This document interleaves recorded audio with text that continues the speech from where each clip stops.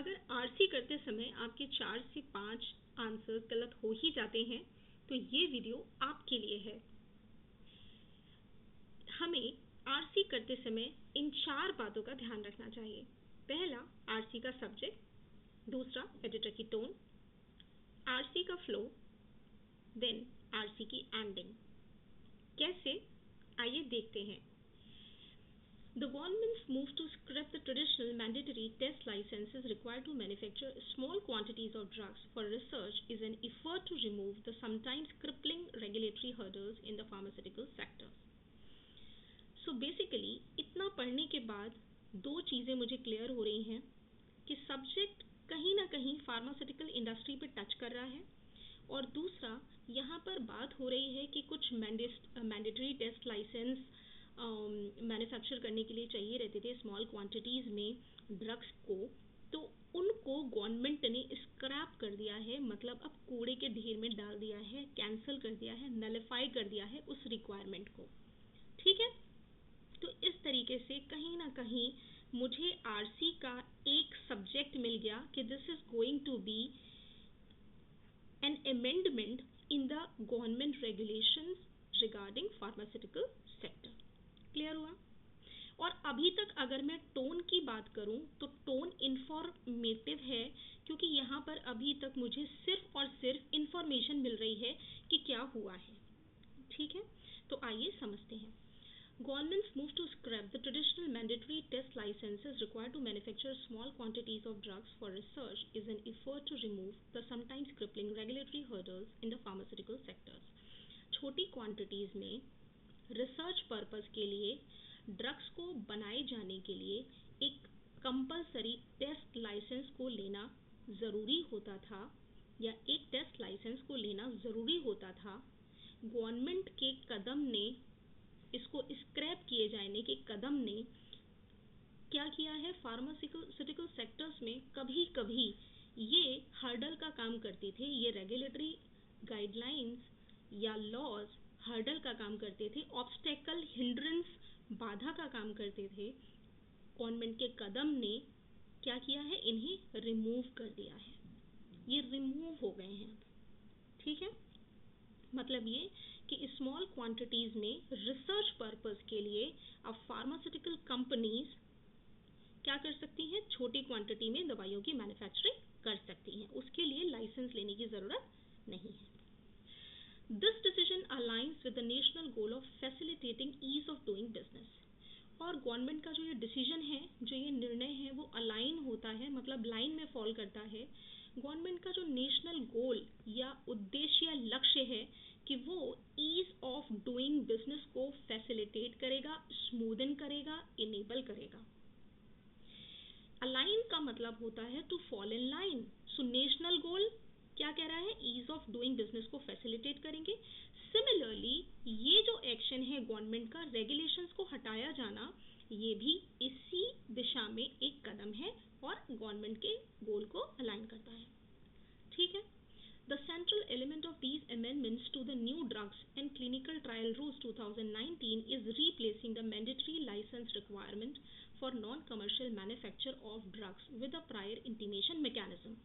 अब ये कह रहे हैं कि इसके सेंटर में जो पॉइंट है, एलिमेंट है इन अमेंडमेंट्स के, जो कि नए ड्रग्स और क्लिनिकल ट्रायल रूल्स 2019 में किए गए हैं। सो बेसिकली कुछ अमेंडमेंट्स, कुछ संशोधन, सुधार किए गए हैं new drugs and clinical trial rules 2019 में। उसके केंद्र में जो मुद्दा है या पॉइंट है वो ये है कि is replacing the mandatory licence requirement for non commercial manufacture of drugs with a prior intimation mechanism, कि उसने पहले ड्रग्स को मैन्युफैक्चर करने के लिए आपको एक लाइसेंस लेना कंपलसरी था, अब उसकी जगह आप सिर्फ एक प्रायर इंटीमेशन दे सकते हैं गवर्नमेंट को। पहले से, प्रायर का मतलब होता है मैन्युफैक्चरिंग करने से पहले आपको गवर्नमेंट को एक इंटीमेशन देना पड़ेगा, एक नोटिफिकेशन देना पड़ेगा that for research purpose I am going to manufacture certain drugs in small quantities. आपने इंटीमेशन, अपनी इंटेंशन का इंटीमेशन दे दिया, बस आपको अब ये करना है, आपको लाइसेंस लेने की ज़रूरत नहीं है।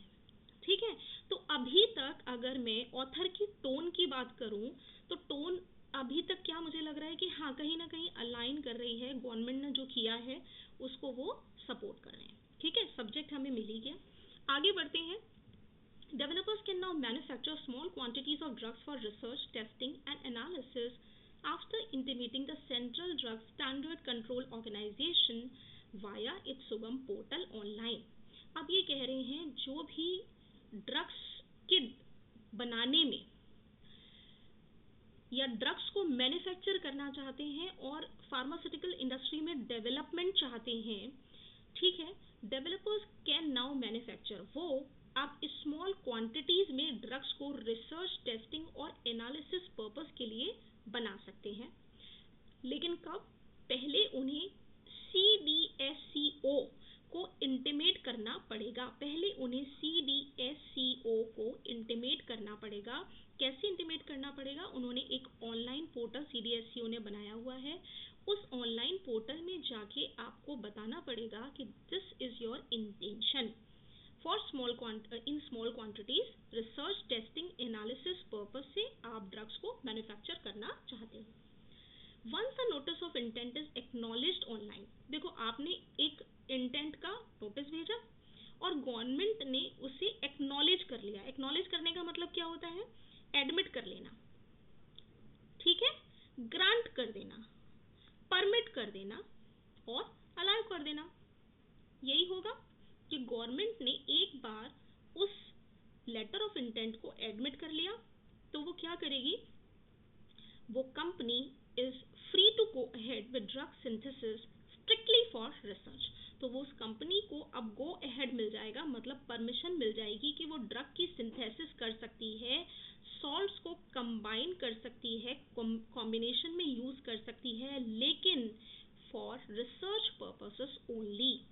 अभी वो मेडिसिन मार्केट में लेकर नहीं आ सकती है for the final use of patients. Clear हुआ?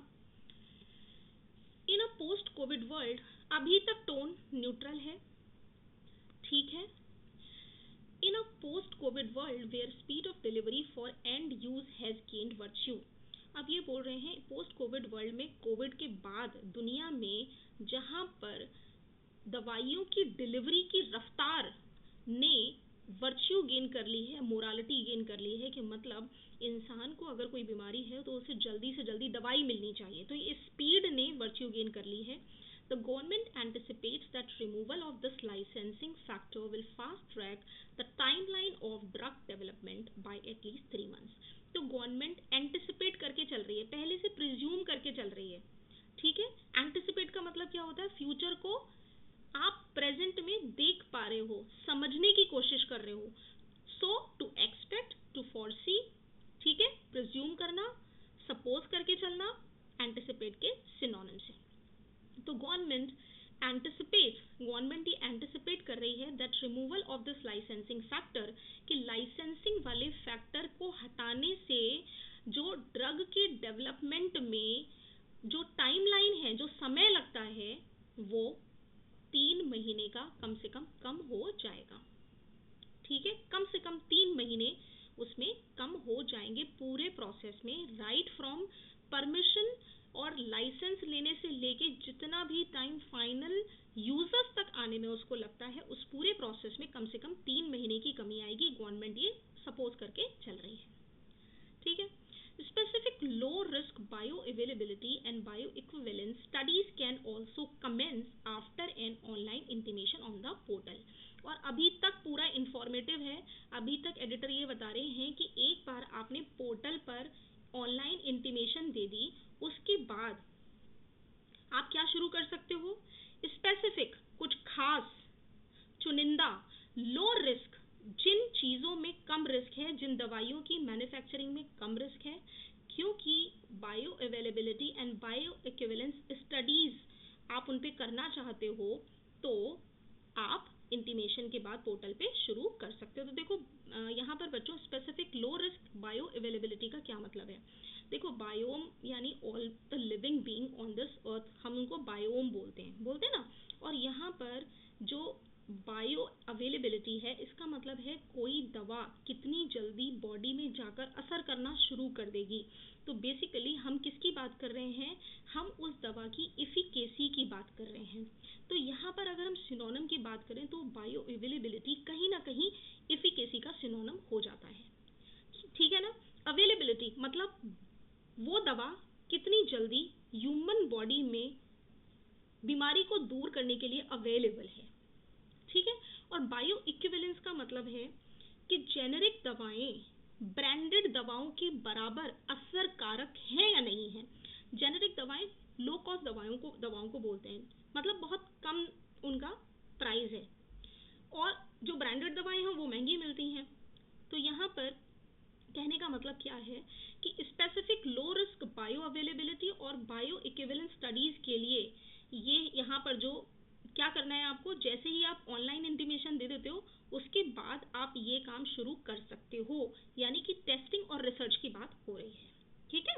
बायो इक्विवेलेंस का मतलब मैंने आपको बताया कि कुछ जेनेरिक दवाएं हैं, वो क्या उनकी एफिकेसी बराबर है ब्रांडेड दवाओं के। तो बायो का मतलब हो गया अगेन ऑन ह्यूमन बॉडी, और इक्विवेलेंस का मतलब हो गया इक्वल है, बराबर है, ठीक है।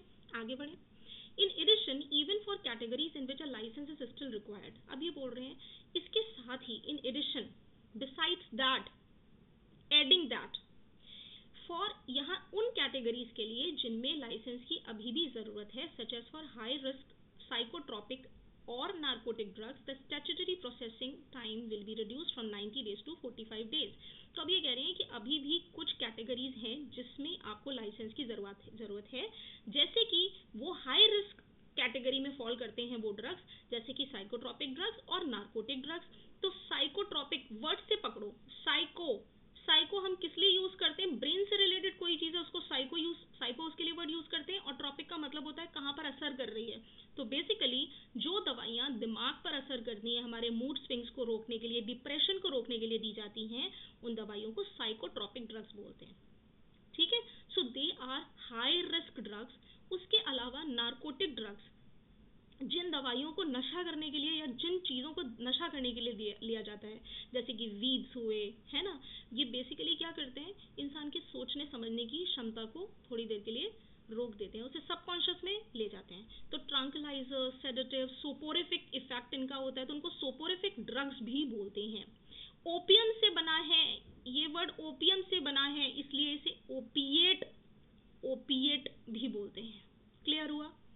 तो बेसिकली यहाँ पर इन्होंने क्या बताया है कि कुछ दवाइयाँ जो साइकोट्रोपिक और नार्कोटिक ड्रग्स हैं, हाई रिस्क कैटेगरी में फॉल करती हैं, तो इनके लिए लाइसेंस की रिक्वायरमेंट है, लेकिन उनके लिए परमिशन या लाइसेंस लेने का जो पूरा का पूरा प्रोसेस था उसको रिड्यूस कर दिया गया है। 90 डेज से 45 डेज में ही उनको लाइसेंस मिल जाएगा हाई रिस्क कैटेगरी में, ठीक है। All manufacturers are required to meticulously document and file processes as per rule। तो सभी मैन्युफैक्चरर्स के लिए ज़रूरी है कि वो अपने डॉक्यूमेंट्स को बहुत मेटिकुलसली, बहुत बारीकी से, बहुत छोटी छोटी चीज़ों को ध्यान रखते हुए डॉक्यूमेंट करें, एंड उसके बाद रूल्स के हिसाब से उन्हें प्रोसेस करें।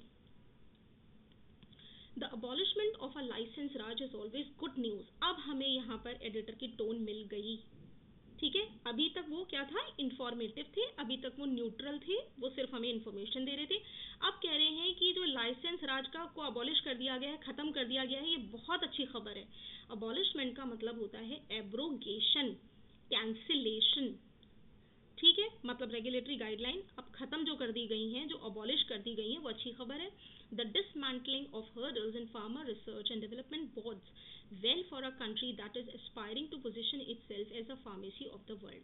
डिसमेंटलिंग का मतलब होता है किसी चीज को तोड़ फोड़ कर अलग कर देना, ठीक है, डीकंस्ट्रक्ट करना, डिसअसेंबल कर देना, नॉक डाउन कर देना, तोड़ देना। तो जो ये डिसमेंटलिंग करी गई है हर्डल्स की, बाधाओं की, फार्मा रिसर्च और डेवलपमेंट में, वो bodes well for a country that is aspiring to position itself as a pharmacy of the world. वो एक ऐसे कंट्री के लिए जो कि अपने आप को वर्ल्ड फार्मेसी के रूप में अपने स्थान को बनाना चाहता है, उसके लिए बहुत अच्छी है। The paperless prior intimation mechanism will no doubt reduce the time spent twiddling thumbs. अब ये कह रहे हैं पेपरलेस यानी ऑनलाइन जो चीज़ है वो पेपरलेस हो जाती है, राइट?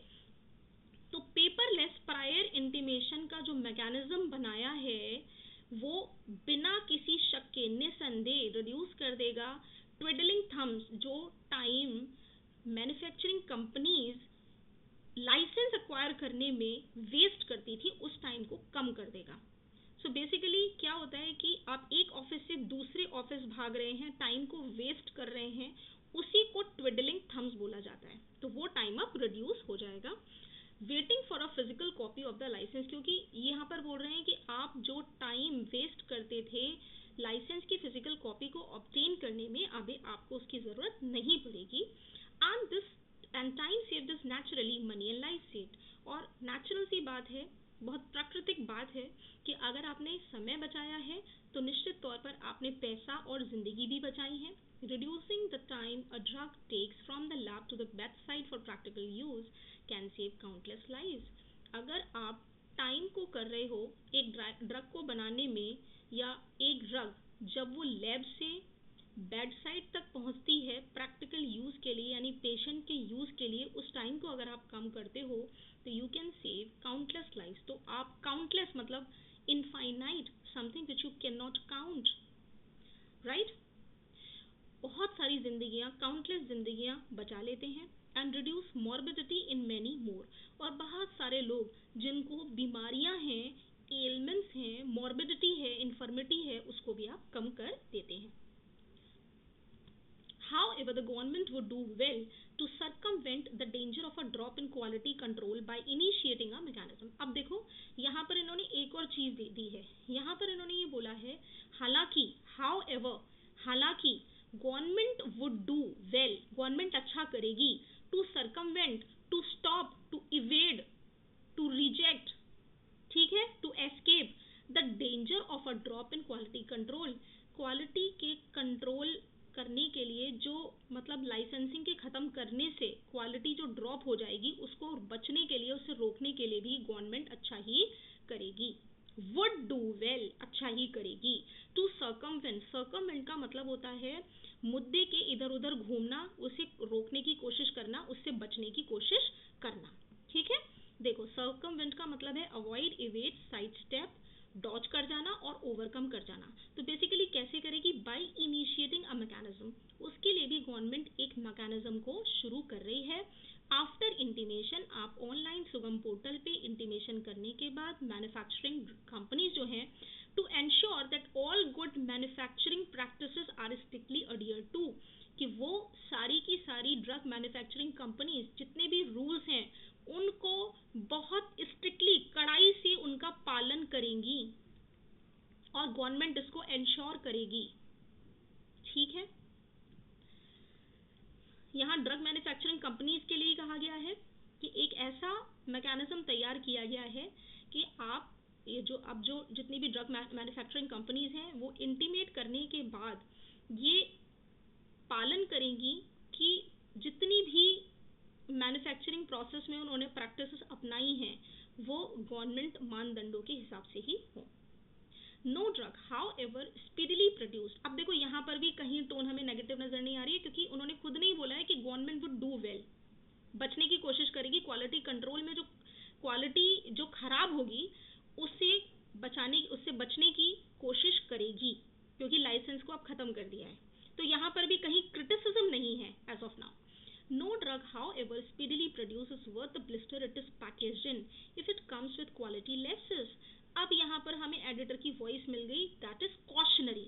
देखो जब भी इस तरीके की टोन है ना कि आप कितना भी लाइसेंस में कम कर दो, लाइसेंस राज को अबॉलिश कर दो, लेकिन अगर उससे क्वालिटी खराब होती है तो उसका फायदा नहीं है. कॉशियस टोन हो गई. देखो बच्चों इसी तरीके से हमें समझना है कि टोन कहाँ पर ऑथर की चेंज हो रही है और कैसी टोन हो रही है. अब यहाँ पर कॉशियस टोन हो गई है. क्लियर हो गया. कोई भी ड्रग कितनी भी जल्दी क्यों ना बना दी जाए, इज वर्थ द ब्लिस्टर. वो सिर्फ एक पैकेट में ब्लिस्टर यानी फोड़े फफोले को बोलते हैं ब्लिस्टर, ठीक है. फोड़े और फफोले को क्या बोलते हैं? ब्लिस्टर बोलते हैं.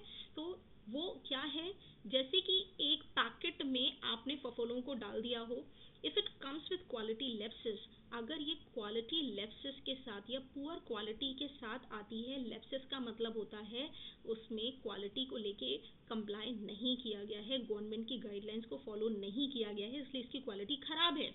ठीक है, अगर एक खराब दवाई पैकेट में फफोले लेकर आती है तो उसका जल्दी आना महत्वपूर्ण नहीं है। तो कॉशन हो गया कि भले आप टाइम ले लीजिए लेकिन दवाई की क्वालिटी से कंप्रोमाइज मत कीजिए। Poor pharmaceutical oversight as recent cough syrup related death showed can be fatal. अब ये बोल रहे हैं ओवरसाइट का मतलब होता है सुपरविजन, तो वो मैन्युफैक्चर की साइड पर भी हो सकते हैं, मैन्युफैक्चरर की साइड पे, और ये गवर्नमेंट की साइड पर भी हो सकता है। तो अब यहाँ पर क्लियर कट यहाँ पर एडिटर का हमें पर्सपेक्टिव देखने को मिल रहा है कि अगर आपने सही तरीके से सुपरविजन नहीं किया है, फार्मास्यूटिकल ओवरसाइट अगर आपका रहा है, जैसे कि अभी रिसेंट में हाल ही में मध्य प्रदेश में कफ को पी लेने से बच्चों की जानें गई थी, तो ये घातक हो सकता है। क्या घातक हो सकता है? आपका पुअर फार्मास्यूटिकल ओवरसाइट। क्लियर हो गया? तो बेसिकली टोन कॉशियस क्यों है बच्चों? देखो कॉशियस इसलिए है क्योंकि प्लस साइड की भी बात करी और साथ में ये भी कह दिया कि अगर प्लस साइड्स के पूरे फायदे उठाने हैं लाइसेंस राज के अबॉलिशमेंट के, तो आपको सावधान रहने की जरूरत है, क्वालिटी से कंप्रोमाइज नहीं करना है। ठीक है, ओवरसाइट का मतलब क्या होता है? आपके सुपरविजन, सर्वेलेंस, इंस्पेक्शन, कंट्रोल, इन सबको बोलते हैं ओवरसाइट। और फैटल का मतलब होता है डेडली हो सकते हैं, कॉजिंग डेथ, जैसे कि एमपी में कफ सिरप पीने के बाद बहुत सारे बच्चे मर गए। क्लियर है? चलिए, what is the primary objective of scrapping the mandatory test licence? देखो अब हमें दो चीज बिल्कुल क्लियर मिल चुकी है। क्या है सब्जेक्ट? क्या है? सॉरी, फार्मास्यूटिकल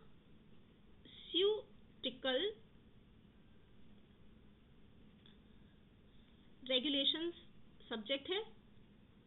ऑथर की टोन कौन कैसी है बच्चों? अभी हमने डिस्कस किया था, टोन कॉशियस टोन है, CAUTIOUS, कॉशियस टोन है। ठीक है, इंफॉर्मेटिव एंड कॉशियस टोन है। तीसरा हमें क्या देखना था? हमें पैसेज का फ्लो देखना था। तो फ्लो क्या था? शुरुआत में इंफॉर्मेटिव था, बाद में कॉशियस था, यही फ्लो था। चौथा, एंड और कंक्लूजन क्या था? कंक्लूजन ये था कि अगर आपने ये सावधानियां बरत ली तो स्पीड जो डिलीवरी की है ड्रग्स की, उससे फायदा होगा। ठीक है, चलो अब देखते हैं what is the primary objective of scrapping the mandatory test licence requirement for manufacturing small quantities of drug. Primary objective क्या था, उद्देश्य क्या था? देखो अगर आपको लंबे क्वेश्चन को समझने में दिक्कत होती है ना, तो हमें उसके मेन वर्ड्स को पढ़ना चाहिए, जो फालतू के वर्ड्स हैं उनको हटा देना चाहिए। तो ये पूछ रहे हैं प्राइमरी ऑब्जेक्टिव क्या है, जो गवर्नमेंट ने लाइसेंस की रिक्वायरमेंट को खत्म कर दिया है ना, स्क्रैपिंग का मतलब खत्म कर दिया है, उसका प्राइमरी ऑब्जेक्टिव क्या है? तो फर्स्ट पैराग्राफ में हमें इसका आंसर मिल गया था कि वो क्या करना चाहते थे, वो टू रिड्यूस रेगुलेटरी हर्डल्स, जो भी रेगुलेटरी हर्डल्स थी जो कि क्रिपल करने का काम कर रही थी फार्मास्यूटिकल इंडस्ट्री को, एक तो उन्हें खत्म करना था, और दूसरा हमने क्या पढ़ा था कि गवर्नमेंट का जो नेशनल गोल है ईज ऑफ डूइंग बिजनेस को फैसिलिटेट करना, या कहना चाहिए बिजनेस करने की शर्तों को फ्लेक्सिबल बनाना, उसके साथ ये जो कदम है वो अलाइन कर रहा है, it is following in line. Clear हो गया? तो आंसर ये है। बाकी देखो जब भी आपको डायरेक्ट सिलेक्शन से आंसर नहीं मिलता है तो आप रिजेक्शन से भी जा सकते हैं। रिजेक्शन से देखें, to increase pharmaceutical exports, exports की पूरे पैसेज में कहीं बात नहीं हुई है ना। हमें क्या देखना है कि पैसेज में क्या क्या बोला गया है, तो नहीं बात हुई है। To promote foreign drug manufacturers, foreign drug manufacturers को प्रमोट करना, फॉरेन ड्रग मैन्युफैक्चरर्स की भी कहीं बात नहीं हुई है। To eliminate all regulations, all regulations को नहीं खत्म किया गया है, सिर्फ लो रिस्क ड्रग्स को रिसर्च टेस्टिंग एनालिसिस पर्पस से लाइसेंसिंग खत्म की गई है। ठीक है, ध्यान रखिएगा। So answer is clear cut B. According to the passage, what has replaced the mandatory license requirement for non-commercial manufacture of drugs? Passage के हिसाब से what has replaced, किसने रिप्लेस कर लिया है? मैंडेटरी लाइसेंस की रिक्वायरमेंट को नॉन कमर्शियल ड्रग्स थी, किसने रिप्लेस किया है कि नॉन कमर्शियल पर्पस से ड्रग्स को मैन्युफैक्चर, टेस्ट और उसकी एनालिसिस और रिसर्च आप कर सकते हैं, अब आपको लाइसेंस की जरूरत नहीं है। किसने रिप्लेस किया है? सिलेक्शन से जा सकते हैं। सुगम एक पोर्टल क्रिएट किया है CDSCO ने, उसमें आपको अपनी इंटेंट बतानी है that for this purpose you are going to manufacture और you want permission to manufacture drugs in small quantities which are in low risk category. ठीक है, तो आंसर क्या होगा? पोस्ट अप्रूवल इंस्पेक्शन, बिल्कुल भी कोई इस तरीके की बात नहीं की अप्रूवल मिलने के बाद आपको परमिशन उसके बाद इंस्पेक्शन होगी, सॉरी नहीं। थर्ड पार्टी सर्टिफिकेशन की भी कोई बात नहीं हुई है। क्लियर कट अभी हमने बात की थी कि प्रायर इंटीमेशन मैकेनिज्म खड़ा कर दिया गया है, सुगम पोर्टल ऑनलाइन खोल दिया गया है। Once a notice of intent is acknowledged online, what are developers permitted to do? एक बार जब लेटर ऑफ इंटेंट या नोटिस ऑफ इंटेंट को गवर्नमेंट एक्नॉलेज कर लेती है, एडमिट कर लेती है, परमिट कर देती है, उसके बाद जो ड्रग मैन्युफैक्चरर्स हैं, वो डेवलपर्स जो हैं, उनको क्या करने की परमिशन मिल जाती है? To begin commercial sale of drugs? No no no, not at all, this is wrong, isn't it? हमने कमर्शियल सेल की कहीं बात नहीं करी है। क्या बोला है उन्होंने? टेस्टिंग, रिसर्च और एनालिसिस पर्पस से, राइट है, लो रिस्क कैटेगरी ड्रग्स को, तो ये नहीं है। B conduct human clinical trials, human के ट्रायल्स, ह्यूमंस पर आप उन दवाइयों को अब परमिशन मिल गई है कि आप ह्यूमंस पे उनको टेस्ट कर सकते हो, ऐसा है क्या? नहीं, बिल्कुल नहीं है। Manufacture small quantity strictly for research, यही दिया गया है कि छोटी क्वांटिटी में रिसर्च पर्पस के लिए। क्लियर है? फिर अगेन एक्सपोर्ट ड्रग्स, बिल्कुल नहीं, एक्सपोर्ट की बात ही नहीं की गई है, right? Question number 4. Why does the government believe removing the licensing factor will be beneficial in a post-COVID world? क्यों फायदेमंद साबित होगा, ये देखना है हमें। गवर्नमेंट क्यों मानती है कि लाइसेंसिंग को खत्म कर देना फायदेमंद साबित होगा? It will reduce drug prices, क्योंकि ड्रग्स के प्राइसेस कम हो जाएंगे। ये कहीं नहीं बताया कि कंसिक्वेंस क्या होगी लाइसेंसिंग के खत्म करने पर, ये जरूर बताया है कि उनकी डिलीवरी फास्ट हो जाएगी। ठीक है, it will improve international relations, international relations की कहीं कोई बात ही नहीं हुई है कि हमारे रिलेशंस इम्प्रूव होंगे, कौन से कंट्री के साथ होंगे, नहीं। It will fast track drug development timelines, yes, बिल्कुल यही बात करिए कि 3 मंथ्स जो ड्रग के बनाने में टाइम है वो लगभग कम हो जाएगा, 3 मंथ्स टाइम कम हो जाएगा। ठीक है, और देखो ये नेक्स्ट वाला आंसर कितना, ऑप्शन कितना स्टूपिड है, that they are talking about B and B studies, right? So move ahead. Which of the following studies can commence after mere online intimation as per amendment? Amendment के हिसाब से आप कौन सी study को शुरू कर सकते हो ऑनलाइन इंटीमेशन देने के बाद? हाई रिस्क नार्कोटिक ड्रग्स कर सकते हैं क्या? उसके लिए लाइसेंसिंग जरूरी है। साइकोट्रोपिक एंड नार्कोटिक ड्रग्स की मैन्युफैक्चरिंग करने के लिए लाइसेंसिंग जरूरी है, हालांकि उसको ऑब्टेन करने में टाइम 90 से 45 डेज रिड्यूस कर दिया गया है। ठीक है, तो यहाँ पर ये बोला है which of the following studies can commence after mere online intimation, कौन सी चीज आप शुरू कर सकते हैं? Psychotropic drug synthesis, no. Psychotropic again high risk category वाली है। Low risk bioavailability and bioequivalence studies, इन रिसर्चर्स को, इन स्टडीज को आप शुरू कर सकते हैं कि उस दवाई के बॉडी में जाने के बाद कितनी जल्दी और कितना असर करेगी। जेनेरिक मेडिसिन, ब्रांडेड मेडिसिन के बराबर फायदेमंद है या नहीं है इन स्टडीज को करने में। Even for categories where a licence is still required, what changes have been introduced? ये बोल रहे हैं कि उन कैटेगरीज में जहां पर लाइसेंस की अभी भी जरूरत है उसमें क्या चेंज आया है? Licences have been completely abolish, तो क्वेश्चन के ही अगेंस्ट चला गया। लाइसेंस में उन्होंने बोला लाइसेंस की अभी भी जरूरत है, ठीक है, और अबॉलिश का मतलब होता है ऑल टुगेदर खत्म कर देना, एब्रोगेट कर देना, nullify, abrogate, cancel, right? So this is not the answer. B, processing time has been reduced, यही बताया था कि पहले इनकी मैन्युफैक्चरिंग में 90 डेज लगता था, अब आप 45 डेज ही लगेगा। और लाइसेंस की रिक्वायरमेंट के लिए उन्होंने बताया था हाई रिस्क साइकोट्रोपिक और नार्कोटिक ड्रग्स। ठीक है, what concern does the author raise regarding the relaxation of pharmaceutical regulations? बहुत अच्छे से समझा था हमने, क्या कंसर्न रेज किया है? यही किया है, अपना अपना आंसर चेक कर लीजिएगा, डाउट होना ही नहीं चाहिए। देखिए, ड्रग प्राइजेस की बात कहीं नहीं हुई है, इनोवेशन से डिले हो जाएगा, ये ठीक है, लेकिन यहाँ पर ऑथर ने क्या कंसर्न रेज करी है, हमें उस पर चलना है। उसने डिले को क्या बोला है कि अगर कोई दवाई एक ऐसे पैकेट में आ रही है जिसमें ब्लिस्टर्स हैं, फोड़े हैं, फफोले हैं, तो बेटर है कि वो थोड़ा देर में आए। और एग्जाम्पल दिया है, एमपी में कफ सिरप के पीने से कितने बच्चों की डेथ हुई, राइट है। तो डिले उन्हें मंजूर है, क्वालिटी पे कॉम्प्रोमाइज नहीं, राइट। इंटरनेशनल क्रेडिबिलिटी, इंटरनेशनल कोई बात ही नहीं है, तो क्लियर कट आंसर सी।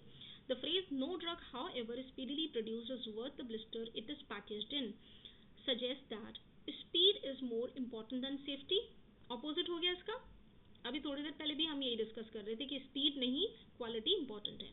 Packaging quality determines drug value, packaging की क्वालिटी पे ड्रग की वैल्यू डिपेंड करती है, नो वेज, ये तो आउट ऑफ द वर्ल्ड है, आउट ऑफ द पैसेज है, right. Poor quality drugs are unacceptable regardless of the speed, so this is the answer, right. So dear students, kindly make a habit of pausing the screens for 30 seconds, finding the answers and then match the answers with the video, right? And do take 30 minutes, 30 days challenge. Thank you and have a nice day. Kindly do like, share and subscribe to my channel.